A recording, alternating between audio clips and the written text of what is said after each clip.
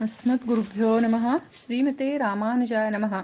श्री श्री 1008 स्वामी जी श्री सीतारामाचार्य जी महाराज के दिव्य अमृत वचन श्री नित्य लीला ग्रंथ भाग 14 में से दिनांक 22/11/44। इस चेतन का ऐसा स्वभाव है कि पहले झोंक में इसको उमंग रहता है और मध्य में कुछ शिथिल रहता है और बाद में बिल्कुल शिथिल हो जाता है। सभी जीवों का ऐसा ही स्वभाव है। चाहे जो कुछ भी विवाह आदि कार्य करे, उमंग का झोंका रहता है। यह जुटाव वह जुटाव मध्य में ढीला और अंत में बिल्कुल शिथिल हो जाता है। बालक और तरुण तथा वृद्ध दशा बदलती रहती है। बाकी एक बात में तो सदा उमंग इसे आता है। रुपया कमाने में इसका तारुण्य सदा रहता है। जो लोग कुछ समझदार हैं वे तो मर्यादा से विषय सेवन करते हैं और बाकी मनुष्य तो पशुवत व्यवहार करते हैं। एक रूप देखा फिर दूसरा देखा, इस प्रकार देखते देखते जड़वत हो जाता है। आमदनी होना सुनता तो शरीर के सभी रोम प्रसन्न हो जाते हैं। माल नहीं बिका, मंदी होने की बात सुना तो उल्लास की जगह पागल हो जाता है। यह प्रसंग सभी लोगों का अनुभूत है। रात दिन सभी कोई अनुभव करते हैं। उसी महाजाल में सदा फंसे रहते हैं। एक तीसरा भी है, पुत्र की कामना। बेटों से तृप्ति नहीं, चाहे वे दुखदासी हो। बेटा हुआ तो द्रव्य धन खर्चा करते, हद से ज्यादा खुशियां मनाते, कुटुंबियों को चिट्ठी लिखते, हमारे पुत्र हुआ, सोना का सूरज उगा। और कहीं ऐसा मौका आया कि वह बेटा न रहा तो फिर दुख का क्या कहना है। सेमर के वृक्ष में फूल लगता, फिर केला के समान फल भी लगता है। कच्चे फल तो तोता पक्षी खाने के लिए सोचता है कि पकेगा तो मैं खाऊंगा। बाद में चोंच मारा तो उस फल में से खाने की कोई चीज न निकली, सूखी रुई निकली, हवा में उड़ गई। फिर तोता खूब पछताता है और कहता है, अरे इस वृक्ष के फल से खूब धोखा हुआ, इसके पास कभी नहीं आऊंगा। परंतु प्रतिवर्ष फूल लगकर फल देखने पर सोचता है और फिर धोखा खाता है और पछताता है। इसी प्रकार बद्ध जीवों की दशा है।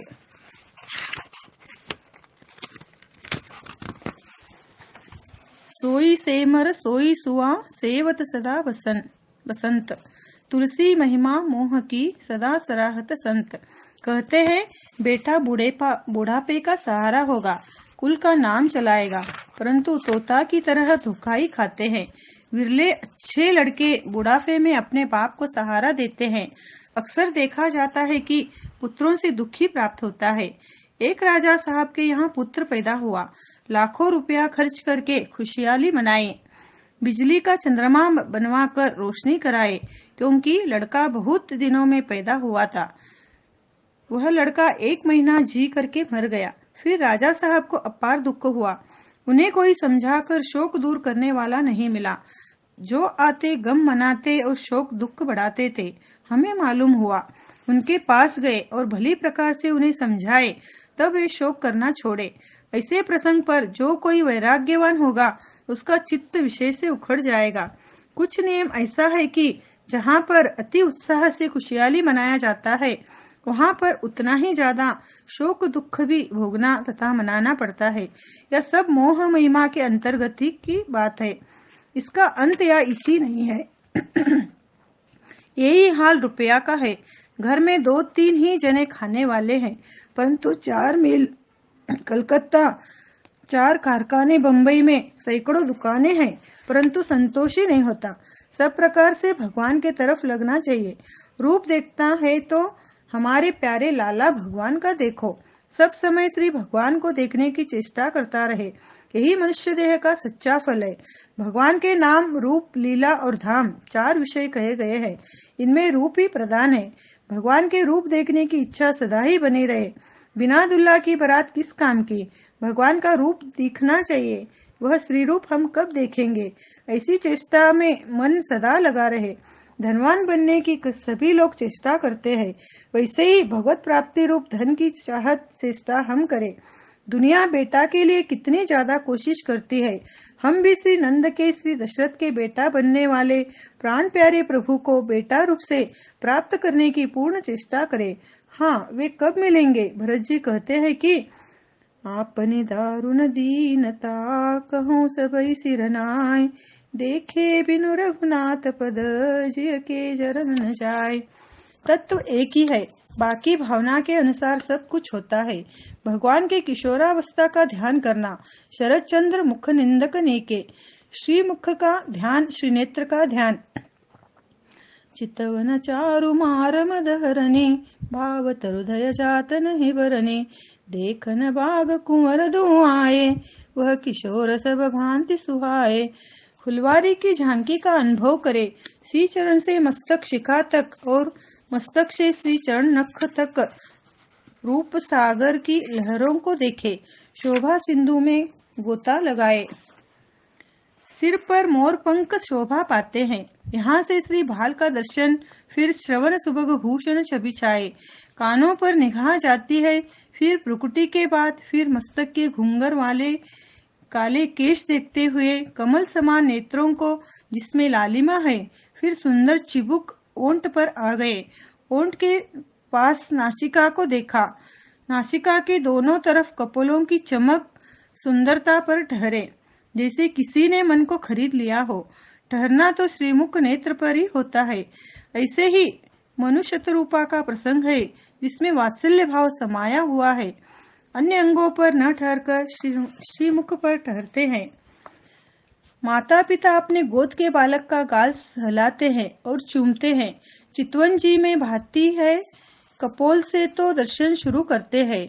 ओंठ, नाक और हंसना पर नहीं ठहरकर उदर की रेखा और नाभि को यमुना जी की भंवर समान देखते हुए पदराजी और बरनी नहीं जाई तक आ जाते हैं। ऊपर से चले तो नीचे तक आ गए। दर्शन से संतोष नहीं होता। श्री काकभुसुंडी जी के समान भगवान के दर्शन और मिलने का झोंक होना चाहिए। काकभुसुंडी जी नवराजीव अरुण मृदु चरणा से चलते और श्री नखों को देखते हुए चरण चिन्हों का दर्शन कर और नूपुर मधुर रवकारी को देखते हैं। वहां से चलकर कमर में पहनी हुई सुंदर 84 मुख वाली करधनी जो उन्हें अच्छी लग रही है, देखते हुए 3 लकीर वाली और गहरी नाभि को भली प्रकार से देखते हैं। दोनों श्री हस्तों को देखते हुए कंधों से सुंदर चिबुक की शोभा पर पहुंचते हैं। मीठे वचन, अधर ओठ और सुंदर दांत का दर्शन करके सुंदर गाल और मन को हरने वाली नासिका पर मन को लगाए हुए श्री नेत्रों पर पहुंचते हैं। गोरोचन का तिलक जो भाल में लगा हुआ है और भव्य तथा कान की शोभा का अनुभव करते हैं। सुंदर काले घुंघराले बालों पर नजर ठहराते हुए श्री विग्रह पर पहने हुए बिल्कुल बारीक झुंगुली है, जिसकी शोभा देखते हैं और उस समय की उनकी चितवनी चित्त को मोह लेती है। श्री काकभुसुंडी जी इस प्रकार सदा प्रभु के दिव्य विग्रह का अनुभव करते परमानंद में मग्न रहते हैं। कुछ रसिक भाव वाले महात्मा हुए हैं, उन्हें सखी भाव वाले भी कहते हैं। ये इसी शरीर से प्रभु की चाहना करते हैं, उसमें भी एक सी दशा होनी चाहिए। आजकल के सखी भाव वाले कोई कोई तो बहुत खराब दशा को प्राप्त है और छिपे छिपाए कुछ महात्मा है भी। एक श्री मधुकरिया महाराज है, वे इस मार्ग में बहुत बड़े चढ़े हैं। और श्री भक्तमाली जी के गुरु महाराज भी बहुत बड़े महात्मा थे। वे कहते थे कि चित्तवनी मन भावती, ये एक बड़ा रोग है। चंद्रमा का प्रेमी जो चकोर है, उसकी कैसी दशा हो गई है। चकोर के सामने कोई अग्नि के अंगारे डाल देता है तो उन अंगारों को वह खा लेता है, समझता है कि मेरा प्यारा चंद्रमा आ गया है। भगवान की मिलने देखने की चाहना में एक सा लगा हुआ बाट देखता है। किवाड़ क्यों खटका बजा, आ तो नहीं गए। बस ये आस्तिकता की सीमा है। यही क ख ग घ है, यहीं से यह प्रारंभ होता है। एक चिड़िया आकर बोली, उसका मधुर शब्द सुनकर कहता है कि क्या इस रूप से आ गए। इसी प्रकार के झोंक चालू रहने से फिर स्वप्न देखता है। स्वप्न में किशोरावस्था का बालक देखा। यह बालक तो बहुत भोला है, कैसा प्यारा है। हमारा वह प्यारा कैसा होगा। भगवान सदा के हैं, वे आए। लीला बिहारी लावण्य सागर मिल जाए। वे इच्छा बिहारी है, वह चाहे जहाँ इच्छा करने पर मिल जाएंगे। जगत के विषय में रूप, रुपया, बेटा आदि में शिथिल नहीं होते। बुढ़ा भी सुंदर लुगाई चाहता है, पैसा होने पर भी ज्यादा पैसा चाहते हैं। तो फिर दिव्य नित्य सत्य परमात्मा में हमें एक समान झोंक से लगना चाहिए। कोई कामुक पुरुष किसी सुंदर नेत्र वाली स्त्री के नेत्र कटाक्ष को देख जिंदगी भर उसी का चिंतन करता है, दूसरे कहीं उसका मन नहीं लगता। आसमान दुनिया की चीज पर इस प्रकार से लोग मुग्ध होते हैं तो फिर भगवत तत्व पर खूब झोंक के सहित लगना चाहिए। एक प्रेमी महात्मा कहते हैं कि लखी जिन लाल की मुस्कान, उनको भूला वेद विधि और गीता ज्ञान। उसको तो बस यही हो गया कि उस रूप सागर को कहाँ पावे, कब मिलेंगे। यह शरीर जब तक है उसमें श्वास चलता है, तभी तक सब नाम बढ़ाई है। श्वास निकल गया तो मुर्दाई है। एक बालक बहुत सुंदर है, उसे देखते और प्यार करते हैं, परंतु उस बालक का श्वास निकल गया तो उस शरीर को कोई भी देखने की इच्छा भी नहीं करता। कीमत तो श्वास की है। पावर हाउस में इंजन से पावर आता है तो उजाला होता है, पावर से ही सब यंत्र चलते हैं। इसी तरह जो कुछ सुंदरता जहाँ दिखाई पड़ती है वह उस रूप सागर से ही थोड़ा थोड़ा सब जगह प्राप्त हुआ है। उसी रूप सागर को देखने प्राप्त करने की हम चेष्टा करें। श्री लाल जी का मंगल हो। हम लोग चेष्टा करेंगे, सच्ची लगन लगाएंगे तो वे जरूरी मिलेंगे। जाकर जा पर सत्य सने हो, सोते ही मिले न कुछ संदेह हो। चषक लगना चाहिए, जरा भी संशय भ्रम नहीं रखना चाहिए, सत्य स्नेह होना चाहिए। वे प्रभु प्यारे सब जगह है, सर्वज्ञ है। पिता माता पति और बंधु आदि वे सब कुछ हमारे हैं। हम प्रमाण पूर्वक आप लोगों से कहते हैं, चेष्टा करने पर अवश्य भगवान मिलेंगे, परंतु हम जीव लोग संसार की चीजों के मिलने के लिए चेष्टा करते हैं। 15 लड़के पैदा किए और वे मर गए तो 16वां लड़का पैदा करने का प्रयत्न करते हैं कि शायद वह जी जाए। व्यापार में घाटा नुकसान होता है, तब भी उसी में उत्साह पूर्वक लगे रहते हैं। 15, 25, 50 रुपए की नौकरी कमाने के लिए 20-25 वर्ष विद्या हुनर पड़ता है। हताश नहीं होता है और भगवान से मिलने की चेष्टा 10-15 दिन करके हताश हो जाता है। ऐसा नहीं करना चाहिए।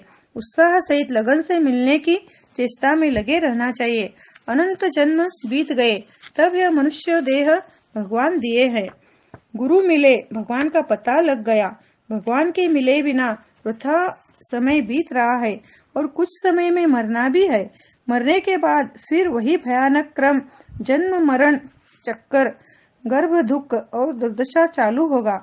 अरे आज हमारा सब तरह से ठीक अच्छा जुटान बना है, फिर भी हाय पैसा करते अमूल्य समय खो देना सबसे बड़ा पाप है, महामूर्खता है। होने में सत्यान हाय कितना श्रम होता, बहुरिसिकन व्यवहार हाय खाता बहु गोता। इतने ही में उम्र नाथ बीतत है आधी, बाकी बंध्याभास ही में दिन जात पराधी। कबहु गुरु करुणा हिते हुई जो मिलना चाह, भाग्य फूटा उस जीव का यदि वहाँ भी लापरवाह। हम लोगों को जितना जमावट भगवान की तरफ से मिला है वह अच्छा ही है। सामान्य प्रयत्न से जो कुछ बने वह करना चाहिए। असली काम तो इस मनुष्य देह से भगवान का मिलना है। यदि भगवान मिल गए तो चाहे हम बिल्कुल गरीब ही हैं, परंतु एक शहंशाह बादशाह से लाख गुना बड़ा है। दुनिया के वैभव धन को हमारा है करते हुए सेठ और राजा महाराज सभी मर गए, खाली हाथ चले गए। एक चूहा के समान थोड़ी सी जिंदगी है।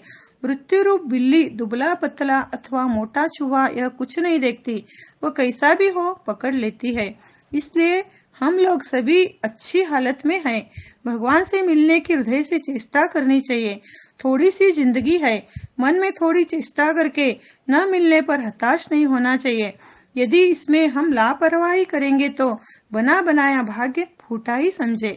श्री षटकोप स्वामी जी भगवान से कहते हैं कि हमें जबरदस्ती आप पकड़िए, हमें संसार जबरदस्ती लूट रहा है।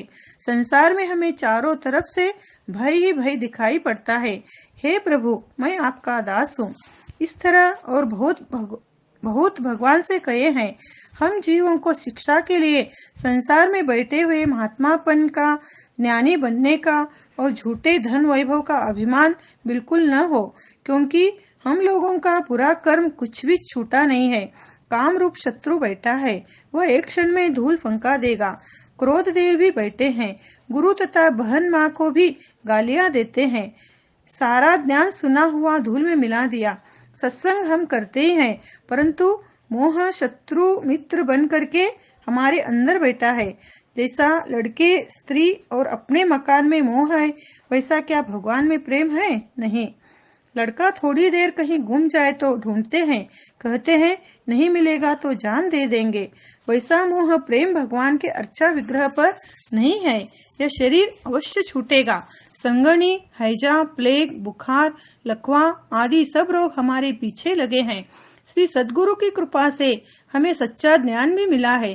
प्रभु से मिलने वास्ते किशोर मूर्ति मिले नहीं हैं। वे कहाँ हैं? बहुत दिन हो गए, क्यों नहीं मिलते हैं?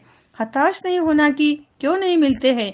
नहीं मिलने में कष्ट होता है तो क्या हुआ, कष्ट सहना चाहिए और पूर्ण चेष्टा भगवान से मिलने की करते रहना चाहिए। कष्ट तथा विलंब से घबराना नहीं चाहिए। देखिए भगवान हमारे लिए कितना कष्ट करके सब कुछ इंतजाम किए हैं। जिस पृथ्वी पर आज हम लोग रहते हैं, यह पृथ्वी एकदम रसातल में थी, वहां से लेकर रखा है। हमारे लिए कैसा सुंदर मनुष्य शरीर सर्वश्रेष्ठ यंत्रवत बनाए, जिसमें 72,000 नाड़ियां, अष्ट धातु, पेट, उसमें अन्न जल धातु की अलग अलग थैलियां बनाए और हाथ पैर नाक मुंह कान आदि दिव्य इंद्रियां बनाए। संसार की सभी चीज हमारे लिए ही बनाए हैं। हमारे शरीर में भोजन हजम करने की अग्नि बनाए। कहाँ तक कहे कि कितना कष्ट सहकर भगवान हमारे लिए क्या क्या कर रहे हैं। ऐसे सच्चे परम उपकारी हमारे स्वामी भगवान से मिलने की चेष्टा करने में यदि थोड़ा आंसू आए, माथा दुखे, जागना पड़े, छंद पद गाना पड़े, जिसमें जरा सा कष्ट हो तो क्या हर्ज है। इस शरीर से भगवान के मिलने की चेष्टा करना, भगवान का विरह प्राप्त होना, यही तो इन हाड़ मांस के बने शरीर की परम सफलता है। बाजार में घूमते या कहीं पर भी कोई रूप देखकर आंख अटके तो विचार करना चाहिए कि इस रूप को बनाने वाला प्यारा रूप सागर किशोर मूर्ति प्रभु कहाँ है। धन आदि जो कमाते हैं उसमें ऐसा समझना कि बड़ों की सेवा, छोटों की सेवा तथा मुखोल्लास करने के लिए धन है, विषय भोगने के लिए नहीं। लड़का और स्त्री भागवत सेवा के सहयोगी है, उसमें सांसारिक मोह नहीं करते हुए भागवत दृष्टि रखना। ये जो कुछ ऊपर कहा गया वह हमारा स्वरूप ज्ञान है, प्यारे परमात्मा के संबंध का ज्ञान है। ऐसा यह दिव्य ज्ञान हमें आचार्य गुरु नारायण के द्वारा निर्हेतु कृपा से मिला है। हवा तो पकड़ में आ जाए, परंतु भगवान पकड़ में नहीं आ सकते। ऐसे भगवान को गुरुजी ही कृपा करके सुगमता से पकड़ा देते हैं। गुरु नारायण की कृपा संबंध को, उनके किए उपकार को हम भली प्रकार से मान लेंगे और भगवान से मिलने की सदा चेष्टा करेंगे तो यह संसार और यमराज हमारा कुछ भी नहीं बिगाड़ सकेंगे। गुरु जी की कृपा से हमारी विजयी है। ऐसा दृढ़ विश्वास करके गुरु परंपरा, तत्वत्रय, रहस्यत्रय का अनुसंधान अनुभव करते हुए समय बिताए। श्री स्वामी जी का मंगल हो, श्री लाल जी का मंगल हो, श्री कृपा का मंगल हो। श्री वाल्मीकि मुनि जी कहते हैं कि एकमात्र शबरी जी ने ही सम्यक प्रकार से भगवान का पूजन किया। शबरी जी का पूजन कामना रहित और प्रेम सहित था। अपने श्री गुरु भगवान की याद करती हुई श्री राम जी का दर्शन करती है और अपने गुरु की निर्हेतु कृपा को याद करती है। भगवान श्री राम जी शबरी पर प्रसन्न हुए और परम पद में भेजने को कहे तो श्री शबरी जी भगवान से बोली कि हमें अपने गुरु जी के पास भेजिए। श्री शबरी जी की गुरु निष्ठा देखकर भगवान श्री राम जी बहुत प्रसन्न हो गए और अपने सामने ही शबरी जी को परम पद भेजे और शबरी जी का अंतिम क्रिया उन्होंने ही किया था, जलांजलि दिया। श्री शरणागति का सूक्ष्मतः स्वरूप संक्षिप्त में वर्णन किए। शरणागत को शरणागति रूप सड़क पर चलना चाहिए। उस सड़क के एक तरफ उपायांतर रूपी बड़ा गड्ढा है, दूसरी तरफ उपायांतर रूपी गहरी भयंकर नदी है। निर्हेतु कृपा वाले शरणागत ने यदि अपने मन में विचार किया कि मैंने तो कुछ भी पुण्य कार्य नहीं किया, इस भवसागर से कैसे तरूंगा, तो समझो कि उपायांतर के गड्ढे में गिर गया। दूसरी तरफ जगत वार्ता, निंदा, स्तुति, चोरी, व्यभिचार आदि बुरे कामों को करता है तो उपायांतर रूपी भयंकर नदी में गिरता है। शरणागत को यही महान भय है। यदि गलती हो जाए तो प्रायश्चित कर लेना चाहिए। शरणागतों के लिए भिन्न प्रकार का प्रायश्चित है। शरणागतों के लिए गंगा स्नान, पंचगव्य पीना, सोने का दान करना आदि प्रायश्चित नहीं है। इस प्रकार के प्रायश्चित शरणागतों के लिए बाधक होते हैं। शरणागत के लिए तो गलती हो जाने पर सिर्फ इतना ही करना है कि पश्चाताप करते हुए भगवान को हाथ जोड़कर शरण हो, यह मैंने क्या किया, गलती हो गई, क्षमा करे प्रभु, बस इतना ही प्रायश्चित है। गड्ढे से उचक कर फिर सड़क पर आ जाने के समान है। दोनों गड्ढों से सदा बचना चाहिए और सिया राम ही उपाय, सिया राम ही उपेय, इसी का सदा स्मरण करते रहना चाहिए। परम धन मजबूत तिजोरी में संभाल कर रखा जाता है, वैसे ही अपने पर कृपा करने वाले श्री गुरु जी की निष्ठा रूपी तिजोरी में उपाय उपेय रूपी अपना धन संभाल कर रखना चाहिए। श्री लाल जी का मंगल हो, श्री स्वामी जी का मंगल हो। जय श्री नारायण।